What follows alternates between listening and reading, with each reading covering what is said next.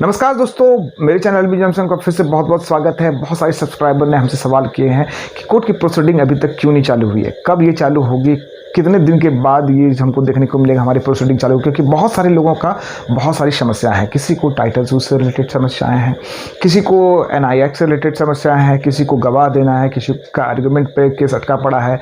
तो बहुत सारे लोगों की जितनी समस्याएं हैं तो वो अपने समस्याओं का समाधान चाहते हैं। लेकिन हम लोग भी क्या करें, हम आपकी समस्याओं का समाधान तभी दे सकेंगे जब ऊपर से कोई ऑर्डर आएगा। लेकिन एक पॉजिटिव साइन देखने को जरूर मिला है कि 1 तारीख से आपकी कोर्ट की प्रोसीडिंग कुछ हद तक आपको चालू देखने को मिलेंगी और कुछ हद तक आपकी जो प्रोसीडिंग है वो आगे बढ़ती हुई नज़र आ सकती है। क्योंकि यहाँ जो भी प्रक्रियाएं हैं अभी तक सिर्फ आप देख पा रहे थे कि एंटीसिपेटरी बेल्स ये फाइल किया जा रहा था। लिमिटेशन का कोई बात नहीं है, क्योंकि लिमिटेशन का बहुत सारा मैटर होता है। यहाँ एनआई एक्ट में अगर आप प्रीडर नोटिस आपने भेज दिया है तो फिर आपको समय 1 महीने के अंदर ही केस को फाइल करना पड़ता है।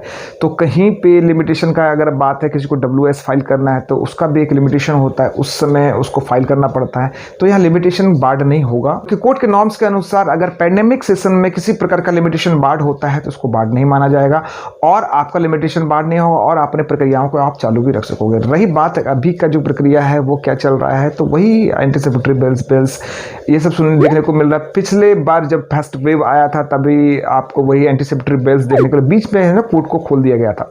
कोर्ट को खोलने के बाद आपके आर्गूमेंट को देखने, आर्गूमेंट हो रहे थे, गवाह नहीं हो रहा था, बेल, एंटीसिपेटरी बेल और मिसलेनियस पिटीशन पे सुनवाइयाँ की जा रही थी। लेकिन फिर से दोबारा इसको बंद कर दिया गया। कोरोना का जब सेकेंड वेव आया तो इसको बंद कर दिया गया।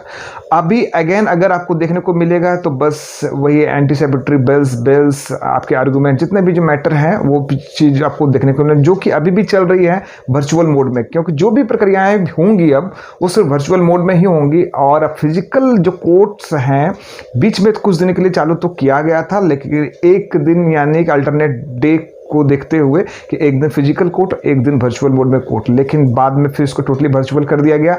अगेन अभी अगर आपको देखने को मिलेगा भी ही कोर्ट की प्रक्रिया आगे बढ़ते हुए तो आपको वर्चुअल मोड में ही देखने को मिलेगा। वर्चुअल मोड में ही आप अपनी सारी चीज़ों को देख पाओगे। अब रही बात केस फाइल करने की बात, तो आप सब केस को फाइल कर सकोगे। टाइटल सूट हो, एनआई एक्ट हो, कंप्लेंट केस हो, किसी भी क्रिमिनल मैटर हो, मैट्रिमोनियल केस हो, डाइवोर्स केस हो, सब चीज़ों को फाइल कर सकोगे। चाहे फिर वो सेक्शन 125 का केस हो, 13B का केस हो, या फिर जो भी मैटर है आप अगर फाइल करना चाहते हो आप फाइल कर सकोगे। लेकिन कंडीशन वही रहेगा, आपको फाइल एक बॉक्स में करना पड़ेगा। बॉक्स को 24 घंटे के बाद खोला जाएगा। बॉक्स को 24 घंटे के बाद खुलने के बाद उसको सैनिटाइज करके फिर से उसको रजिस्टर्ड किया जाएगा ई कोर्ट सर्विसेज के अंदर। तब जाके आपका फाइलिंग सेक्शन में जाएगा, तब आपका केस रजिस्टर्ड होगा। अब रही बात, कुछ कंडीशंस को आपको फॉलो करना पड़ेगा। जब कोर्ट खुलेगा, अगर 1 तारीख से संभावित है कि हो सकता है आपकी कोर्ट की प्रक्रियाएं आगे बढ़े, अगर आपकी कोर्ट की प्रक्रिया आगे बढ़ती हैं तो आपको कुछ कंडीशंस को फॉलो करना पड़ेगा। सबसे पहला कंडीशन ये होगा कि आपको वैक्सीनेट होना पड़ेगा, चाहे वो आप लॉयर हो या फिर आप क्लाइंट। वैक्सीनेट होना बहुत मस्ट है। दूसरा बात है कि आपको मास्क पहन के जाना मस्ट है। अगर कोर्ट कैंपस में आप एंट्री चाहते हैं तो मास्क पहन के आपको जाना पड़ेगा। अगर फिजिकल कोर्ट शुरू होती है तो फिर अगर क्लाइंट भी कैंपस के अंदर जाना चाहते हैं उनका भी वैक्सीनेशन होना जरूरी है, वैक्सीनेट उनको होके जाना पड़ेगा। साथ ही साथ मास्क और सैनिटाइजर लेके जाना जरूरी है। अगर आपका टेम्परेचर 100 डिग्री से ज़्यादा देखा गया या फिर 100 डिग्री तक हो जाता है तो आपको कोर्ट कैंपस में एंट्री नहीं मिलेगी, आपको बाहर ही लौटा दिया जाएगा। ये कंडीशन सिर्फ क्लाइंट पे नहीं वकीलों पर भी लागू होता है, क्योंकि बहुत सारे केसेस देखने को मिले हैं कोर्ट कैंपस के अंदर। कोर्ट के बहुत सारे स्टाफ को कोरोना पॉजिटिव हो गए थे और बहुत सारे लॉयर्स, इवन बहुत सारे जो जजशिप के मेंबर हैं उनकी भी डेथ हो गई इस पैंडेमिक के कारण।